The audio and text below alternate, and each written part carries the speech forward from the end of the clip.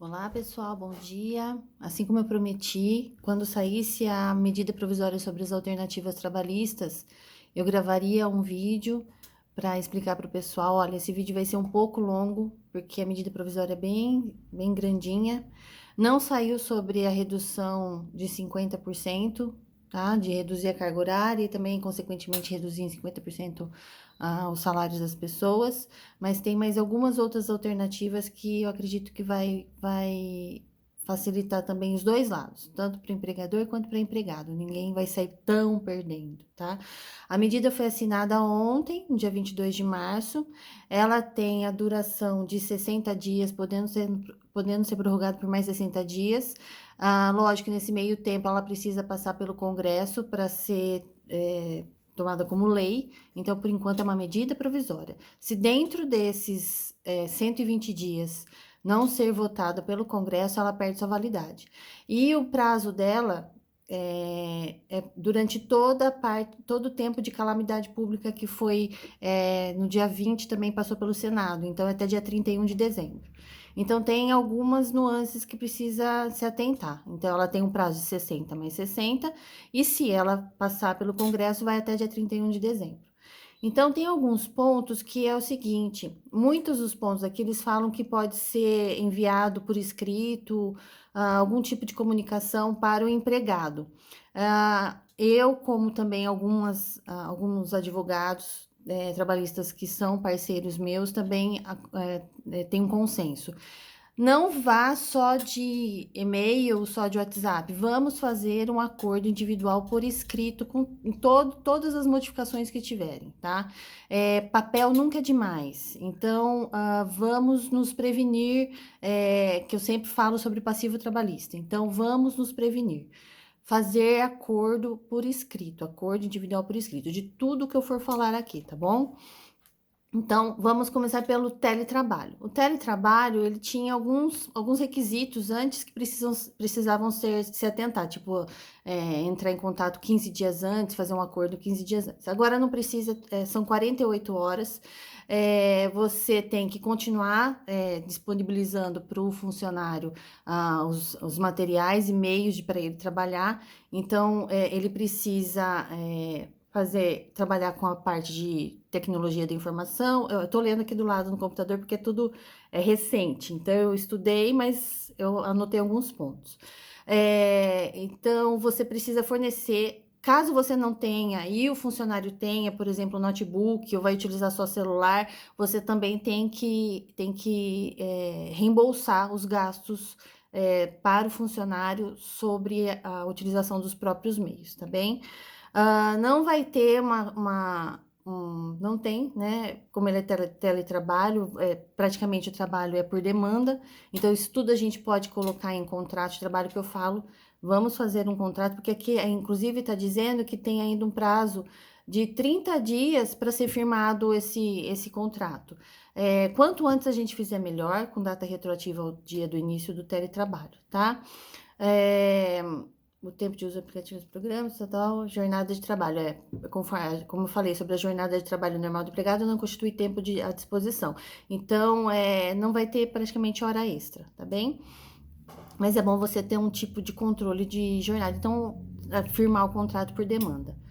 Da antecipação de férias individuais, esse é um ponto muito relevante. O que acontece? O que é diferente? Férias individuais, na lei, na CLT, como é mencionado, você precisa ter o período aquisitivo completo para poder dar férias individuais para o seu funcionário. Diferente das férias coletivas, que você pode dar, mesmo que ele não tenha o período nem dos dias que vai ter de gozo nas férias coletivas. Então, está se modificando as férias individuais. Hoje, pela SMP, é muito mais vantajoso para ambos os lados você fornecer férias individuais, porque ele não precisa ter os 12 meses, o período aquisitivo completo, para ele tirar as férias. Você já pode dar essas férias coletivas, essas férias individuais para ele, e você pode até negociar férias futuras. Então, você pode antecipar até férias futuras. E tem outra coisa também que vai ser bom. Você vai pagar para ele, lógico, no Olerite precisa modificar, precisa colocar o evento de dias trabalhados e eventos de férias, daí provavelmente o seu DP vai criar algum evento, então o próprio sistema vai ter algum evento diferenciado para esse tipo de mudanças que estamos tendo devido ao coronavírus, né? Então, você só vai, daí você vai pagar no quinto dia útil o salário dele normal, com os descontos normais, só que metade, uma parte vai ser saldo de salário e outra parte vai ser férias antecipadas. E não vai precisar pagar um terço. Então, você não vai ter ter que pagar essas férias tudo antes, porque férias você paga 2 dias antes da pessoa começar a gozar, né? Desse jeito, aqui não vai precisar. Você vai poder pagar no quinto dia útil do mês seguinte. E um terço, um terço das férias, você vai poder pagar até a gratificação natalina. Então, até dia 20 de dezembro, você vai poder pagar esse um terço das férias, tá bem? Então, é tudo por acordo também. Você vai ter que fazer um acordo com o seu funcionário, tudo por escrito, bonitinho, para não deixar. Eu tenho até modelo desse tipo de antecipação, autorização de antecipação de férias. Caso alguém precise, eu estou à disposição. Que mais que eu tenho aqui das férias? Espera um minutinho, suspender as férias e licenças não remuneradas. Tá, isso é mais na parte da saúde. O governo está autorizando suspender férias e licenças não remuneradas do pessoal da área de saúde, então é força total de trabalho na área de saúde. Como eu falei, do quinto dia útil do mês subsequente para pagar as férias. E na hipótese da dispensa do empregado, o empregador pagará juntamente com o pagamento dos haveres rescisórios os valores ainda não adimplidos relativos às férias. Então, se você mandar embora a pessoa, por exemplo, você não pagou ainda esse um terço das férias, que você iria pagar, você vai ter a possibilidade de pagar até o dia 20 de dezembro, isso é uma possibilidade de pagar até, tá? Não é que você só vai poder pagar no dia 20 de dezembro. É um prazo. Você daí na rescisão de contrato, você vai ter que quitar com tudo que você deixou para pagar futuramente, tá? A da concessão das férias coletivas, né, mudou muito pouco. Só mudou o prazo, que você pode avisar com 48 horas de antecedência o seu funcionário, que ele vai ter férias coletivas. Referente a pagamentos, como nas férias individuais, não tem nada mencionando, tipo, você vai poder pagar um terço depois. Não está mencionando. Isso é uma coisa que depois eu vou precisar pesquisar com alguns advogados para ver, porque no capítulo 4 aqui da MP não está dizendo sobre prorrogação de prazos de pagamento, só está dizendo sobre prazo, que diminuiu, que deveria ser de no mínimo 15 dias nas férias coletivas, agora pode avisar com 48 horas, e que ficou dispensado também a comunicação para o Ministério do Trabalho e sindicatos, que as empresas precisavam também fazer essa comunicação quando era férias coletivas. Então, hoje, o que está sendo mais viável é você fornecer férias individuais para o seu empregado, tá? Vai ser bom para você e vai ser bom para ele. Do aproveitamento e da antecipação de feriados. Também, no capítulo 5 da MP, ficou autorizado você antecipar todos os feriados que não são religiosos, federais, estaduais, distritais e municipais. Você pode fazer um acordo também, individual, com o seu trabalhador, antecipando esses feriados que vão vir posteriormente a esse prazo de quarentena, tá bem?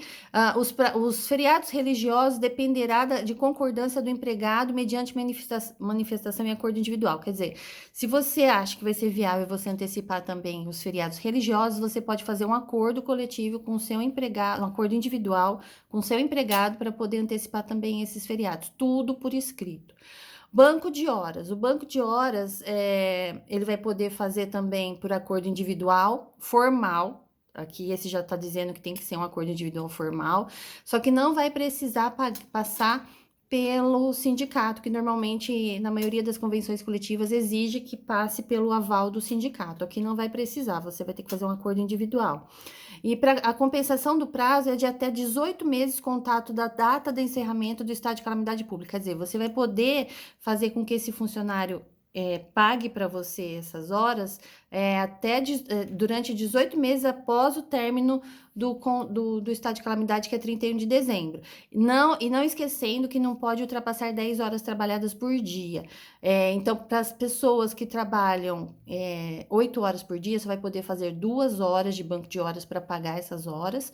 E para as pessoas que compensam, que tem muitas pessoas que compensam o sábado durante a semana. Por exemplo, trabalha de segunda a quinta-feira, 9 horas, e na sexta-feira trabalha 8 horas para compensar as 4 horas do sábado. Então, a pessoa de segunda a quinta-feira só vai poder fazer 1 hora para compensar esse banco de horas, e na sexta daí pode fazer 2 horas, porque não pode ultrapassar 10 horas trabalhadas no dia para compensação de banco de horas, e lógico, para fazer hora extra, tudo que está na lei, tá bem? Isso não mudou. Na questão da medicina e segurança do trabalho e treinamentos, está suspenso, a não ser para exames demissionais. E mesmo assim, esses exames demissionais têm o prazo de, 180 dias. Se a pessoa fez um exame periódico a 180 dias da data da demissão, não vai precisar fazer o exame demissional, porque antes era 90 dias. Então, com essa MP, passou para 90 dias. Então, exames periódicos, admissionais, eu acho que vai ser difícil alguém fazer alguma admissão, mas exames admissionais periódicos está suspenso. O problema é que eu também tenho vários amigos prestadores de serviço nessa área de medicina do trabalho, eles estão parando também. Então, se alguém precisar de algum aqui em Limeira, eu tenho até algum contato de amiga minha que é dona de clínica, a gente pode ver o que pode fazer, se ela abre para fazer um exame demissional, alguma coisa.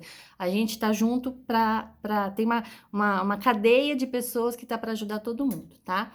Então, está suspenso. E treinamentos, a mesma coisa. Ah, e outra coisa.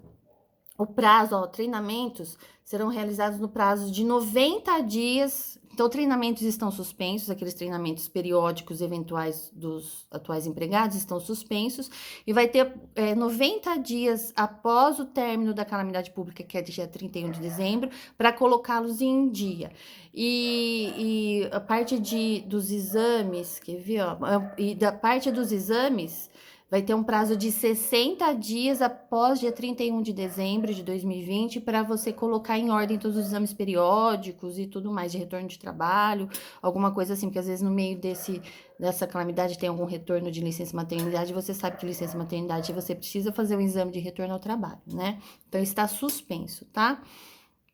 Agora, o que é mais questionado, que isso eu preciso até também debater com alguns amigos advogados, é sobre a suspensão de 4 meses do trabalhador para qualificação. Esse daqui é para a empresa que vai pagar algum curso de qualificação para o funcionário, não presencial ou presencial. Não presencial, né? É só presencial, porque a gente não pode mais ter aula. Então, é não presencial durante 4 meses. Não vai ser obrigado a pagar salário. Se quiser, pode dar uma ajuda de custo para esse funcionário que não vai caracterizar salário, tá? Durante 4 meses. Mas tem todas umas regras aqui. Eu acho que eu preciso fazer um vídeo só disso. Eu acredito que não seja viável nesse momento mexer com isso, sinceramente. Eu acho que esse daqui eu vou fazer um vídeo à parte, tá, pessoal? Mas essa suspensão que fica, porque tá todo mundo falando, suspensão de 4 meses, suspensão de 4 meses, mas tem várias regras para seguir para poder dar essa suspensão de 4 meses. Não é o caso de qualquer empregador, qualquer empregado. Tem algumas regras aqui, tá bem? Então, isso deixa em suspenso por enquanto. Sobre o fundo de garantia, que eu cheguei a falar no outro vídeo. Então, ficou suspenso mesmo competências com vencimento no mês seguinte. Então, competência março, que vence dia 7 de abril. Competência abril, que vence dia 7 de maio. Competência maio, que vence dia 7 de junho. Ficaram suspensos os recolhimentos, podendo ser pagos até 6 vezes, tá? Isso para qualquer empresa, ó. Independente do número de empregado, independente de regime de tributação, de natureza jurídica, de ramo de atividade, qualquer empresa está suspenso, caso a empresa queira, tá? Isso não é obrigação também, não é um dever, caso a empresa queira entrar nesse tipo de alteração, durante esses 3 meses. Daí, vai passar para pagamento, olha, O recolhimento das competências de março, abril e maio de 2020 poderá ser realizado de forma parcelada, sem a incidência da atualização da multa e dos encargos previstos na lei do Fundo de Garantia. O pagamento das obrigações referentes a competências mencionadas, quitado em até 6 parcelas mensais, com vencimento no 7º dia de cada mês, a partir de julho. Então, em julho, daí você já começa a pagar, se você decidir dividir em 6 parcelas esses 3 meses de fundo de garantia. Então, é essa a alteração. Lógico, em caso de rescisão de trabalho, você tem que quitar, né, o fundo de garantia que você deixou de recolher, e também a multa também de 40% se for uma demissão sem justa causa, tá bem? Sem incidência de multa, de encargos, as parcelas de débito em curso que tenham parcelas a vencer nos meses de março, abril e maio não impedirão a emissão do certificado de regularidade. Se você deixou de pagar, você entrou nesse contexto aqui de você prorrogar o pagamento do fundo de garantia, você vai continuar a requerer o seu certificado de regularidade sem problema nenhum. Vai sair o seu certificado de regularidade, tá? Daí tem uma disposições gerais da matéria trabalhista, mais para a área de saúde, e depois tem os acordos e convenções coletivas que ficaram suspensos também, os dissídios, as datas bases que iam vencer nesse período, que muitos sindicatos, tudo data base dia 1º de maio, então está suspenso também, tá bem? Pelo prazo de 180 dias, está suspenso.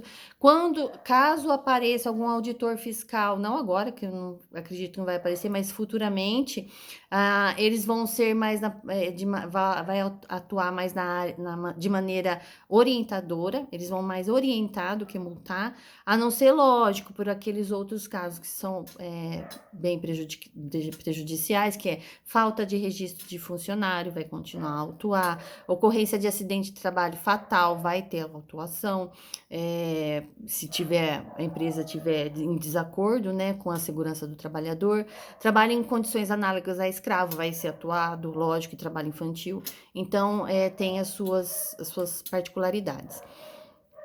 Então, é isso, pessoal. Então, o que eu vou ficar devendo para vocês, o vídeo já tá muito longo, já tá com 16 minutos.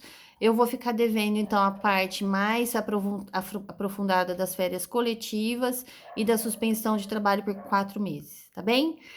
Um ótimo dia para vocês e espero que tenha sido bem proveitosas essas informações, que era o que a gente estava esperando há tanto tempo, não é verdade?